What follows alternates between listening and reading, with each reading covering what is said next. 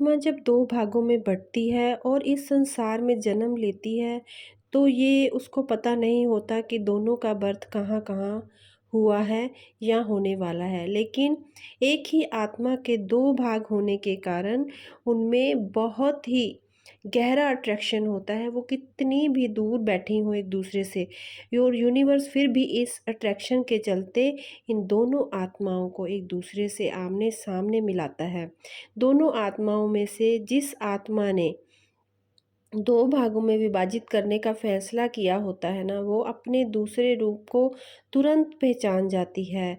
और अगर दूसरा हिस्सा भी पहले को पहचान ले, ये ज़रूरी नहीं होता, क्योंकि कई बार सिर्फ एक ही हिस्सा जागृत होता है या उसने अपने आप को बहुत ही मेहनत करके मेडिटेशन साधना करके जागृत किया होता है, अवेकन किया होता है। और कई बार उसका दूसरा हिस्सा जो होता है वो अभी इस अवस्था तक नहीं पहुंचा होता, इसी कारण से वो दूसरे हिस्से को पहचान नहीं पाता। लेकिन जब एक हिस्सा अपने दूसरे हिस्से को पहचान लेता है, तो वो उस दूसरे हिस्से को जागृत करने के लिए उसके पीछे पीछे भागने लगता है।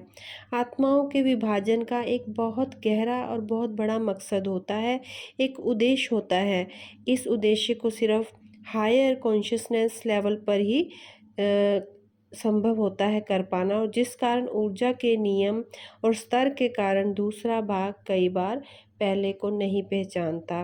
दोनों में एक भाग बहुत ही एम्पाथ होगा, लेकिन एक भाग जो होता है वो नार्सिसिस्ट होगा। यानी एक भाग भावनाओं से भरा होगा और दूसरा भाग भावनाओं से रहित होगा। एक भाग बहुत ही इमोशनल होगा और जो दूसरा भाग होगा वो प्रैक्टिकल होगा। एक प्रेम से भरा होगा तो एक छल और कपट से भरा होगा। ऐसा इसलिए होगा कि जब दोनों एक दूसरे को समझने का या संभालने का प्रयास करें, तो पूरी तरह से जी जान से एक हो जाएं। एक समय में जब दोनों आत्माओं का सेपरेशन होता है, तो ये दोनों के लिए एक आत्मघाती साबित होता है, और एक भाग जो दूसरे को छोड़कर जा रहा होता है, उससे मिलने के लिए पहले वाला जो आत्मा का भाग है वो तड़पने लगता है।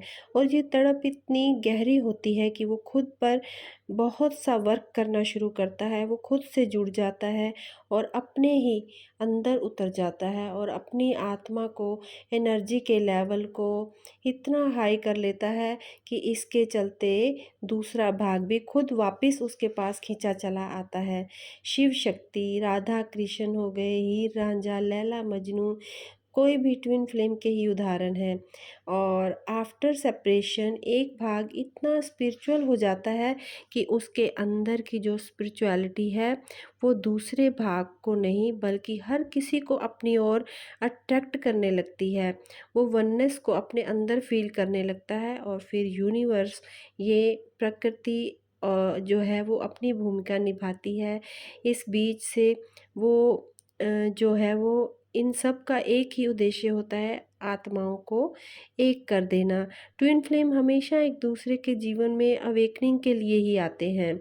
इनमें कार्मिक रूप से नहीं जोड़ा जा सकता, क्योंकि कार्मिक सोल और ट्विन फ्लेम जो होता है इन दोनों में अंतर होता है। ट्विन फ्लेम कभी भी ये स्वीकार नहीं कर पाती हैं कि दूसरा भाग अधिक सुपीरियर हो, लेकिन ऊर्जा के अलग अलग स्रोत होने के कारण एक भाग सुपीरियर और दूसरा भाग इन्फीरियर होता है। एक भाग अधिक संघर्षों को झेलता है और खुद पर वर्क करता है, और सुपीरियर जो बनता है उसका आत्मज्ञान का लेवल बढ़ता ही चला जाता है और वो दूसरे का जो है वो घटने लगता है।